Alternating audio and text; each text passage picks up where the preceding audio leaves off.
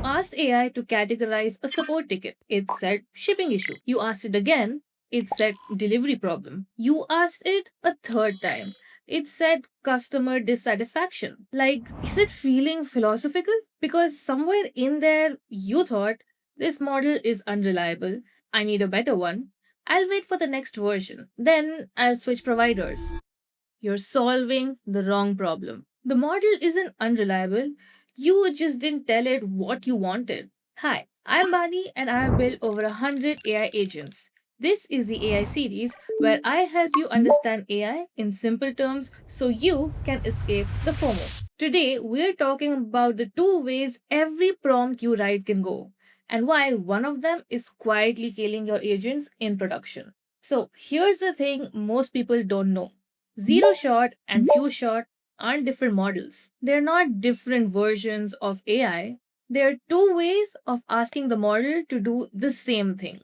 Back in 2020, the team behind GPT-3 published a paper called Language Models Are Few Shot Learners. They had discovered something strange. If you give the model a plain instruction, translate this sentence into French, it did okay, but if you gave it two or three example of English to French translations first, then asked it to translate, it got dramatically better. Same model, same weights, no retraining, just a few examples inside the prompt. They call this in context learning, learning from context. The model isn't memorizing, it's using your examples in that moment to figure out the pattern that you want. Simon Willison, one of the most credible voices in AI engineering, puts it like this: providing examples remains the single most powerful prompting tip I know. The single most powerful tip, not the fanciest model, not the longest context window, examples. Let me show you what this looks like.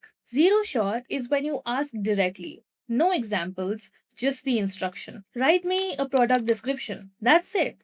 No samples of what good looks like, no format, just the ask and a prayer. What happens inside the model? It's seen millions of product descriptions during training, so it generates something that fits the average of all of them. Sometimes that's fine. Sometimes you get generic garbage that sounds like it was written by a committee of robots. For some tasks, zero shot is genuinely all you need. Summarize this article, translate this to Spanish. What's the main idea here? These are tasks the model has done a million times. Don't overthink it. Few shot is when you show examples first, then ask. Same product description, but now you say, here are the three product descriptions in our voice. Example 1, description. Example 2, description. Example 3, description. Now write one for our product. The model isn't guessing anymore. It's pattern matching to the three examples you just gave it: tone, length, structure, vocabulary. Same model, different result. Just because you showed it what you wanted. Now, here's the part that sounds made up. Researchers tested what happens when you give models few shot examples with the wrong labels. Completely scrambled. Sentiment labeled as topic, spam labeled as ham. The model still did better than zero shot because it wasn't learning from the labels, it was learning from the format. The shape of the examples told the model how to answer, even when the labels were nonsense. Now,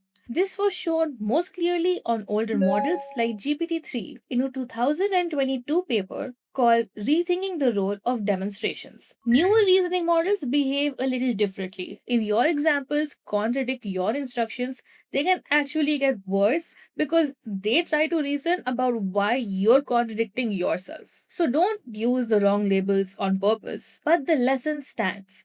Structure is doing more work in your prompt than you think. So, how many examples should you actually give? 1, 5, 20? One example is better than zero, but the model might miss nuance. You're showing it one data point and asking it to extrapolate a whole pattern. But 3 to 5 diverse examples is usually the sweet spot, enough to establish the shape of the task without overwhelming the prompt. After that, you hit diminishing returns. You start eating into your context window, you risk confusing the model with contradictory patterns, your prompts get more expensive. And here's the thing: diverse beats numerous. 3 examples that cover the edges of your task beat 10 examples that all look the same. Show the boundaries, not the average.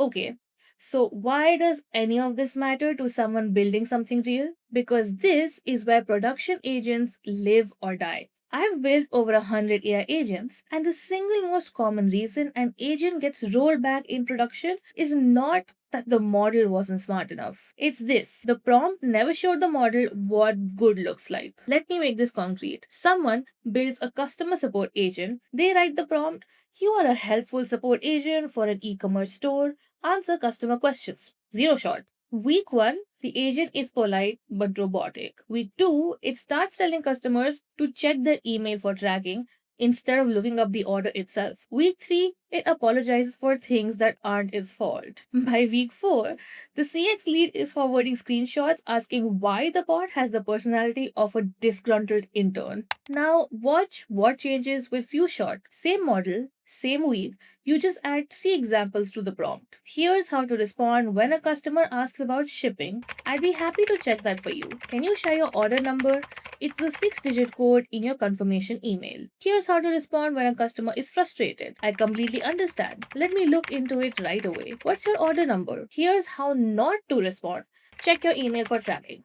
Too abrupt, not helpful. A minute ago, you had a disgruntled intern. Now you have a consistent, helpful tone across thousands of conversations. No new model, no fine tuning, no training run, just 3 examples. And this is the part most people don't want to hear. 3 good examples in a prompt beat 6 months of waiting for a smarter model. I've seen agents built 2 years ago on models that are now considered ancient, still running reliably in production because the prompt shows the model what good looks like. And I've seen brand new agents on the latest frontier models drift into chaos in week 1 because the prompt didn't. The model is the engine, the examples are the steering wheel. So, back to where we started. You're frustrated with AI. It categorized one ticket in 3 different ways. It drifted on tone. It hallucinated a policy your company doesn't have. You've been blaming the model. Stop asking AI to read your mind. Start showing it the answer.